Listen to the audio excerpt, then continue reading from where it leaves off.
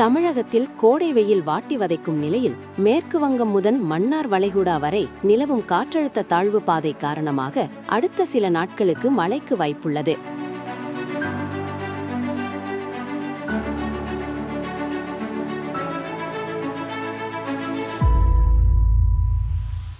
தமிழகத்தில் கடந்த சில நாட்களாக கோடை வெயில் கொளுத்து வருகிறது.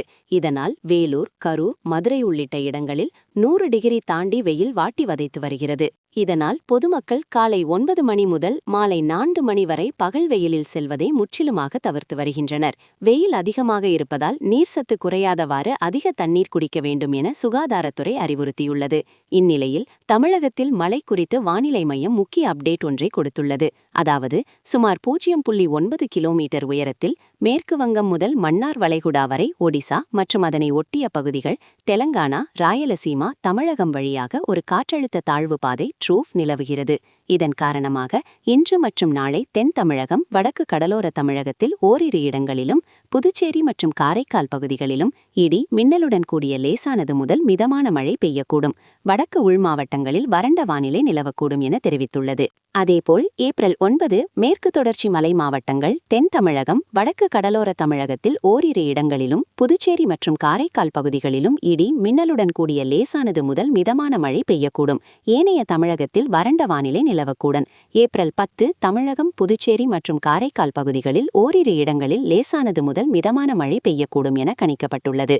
மேலும் ஏப்ரல் 11 மற்றும் 12 மேற்கு தொடர்ச்சி மலை மாவட்டங்களில் ஓரிரு இடங்களில் லேசானது முதல் மிதமான மழையும், டெல்டா மாவட்டங்களில் ஓரிரு இடங்களிலும் மற்றும் காரைக்கால் பகுதிகளிலும் லேசான மழை பெய்யக்கூடும். ஏனைய தமிழகம் மற்றும் புதுச்சேரியில் வறண்ட வானிலை நிலவக்கூடும். ஏப்ரல் 13 மேற்கு தொடர்ச்சி மலை மாவட்டங்களில் ஓரிரு இடங்களில் லேசான மழை பெய்யக்கூடும். ஏனைய தமிழகம், புதுவை மற்றும் காரைக்கால் பகுதிகளில் வறண்ட வானிலை நிலவக்கூடும் என வானிலை மையம் தெரிவித்துள்ளது. இன்று மற்றும் நாளை தமிழகம், புதுச்சேரி மற்றும் காரைக்கால் பகுதிகளில் அதிகபட்ச வெப்பநிலை ஓரிரு இடங்களில் 2-3 டிகிரி செல்சியஸ் இயல்பை விட அதிகமாக இருக்கக்கூடும் என தெரிவித்துள்ளது. சென்னை மற்றும் புறநகர் பகுதிகளில் இன்று வானம் ஓரளவு மேகமூட்டத்துடன் காணப்படும். நகரின் ஒரு சில பகுதிகளில் இடி மின்னலுடன் கூடிய லேசானது முதல் மிதமான மழை பெய்யக்கூடும்.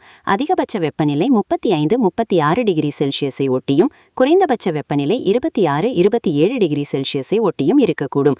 அதேபோல் நாளை வானம் ஓரளவு மேகமூட்டத்துடன் காணப்படும். நகரின் ஒரு சில பகுதிகளில் லேசானது முதல் மிதமான மழை பெய்யக்கூடும். அதிகபட்ச வெப்பநிலை செல்சியஸை ஒட்டியும், குறைந்தபட்ச வெப்பநிலை 27-28 டிகிரி செல்சியஸை ஒட்டியும் இருக்கக்கூடும் என வானிலை மையம் தெரிவித்துள்ளது.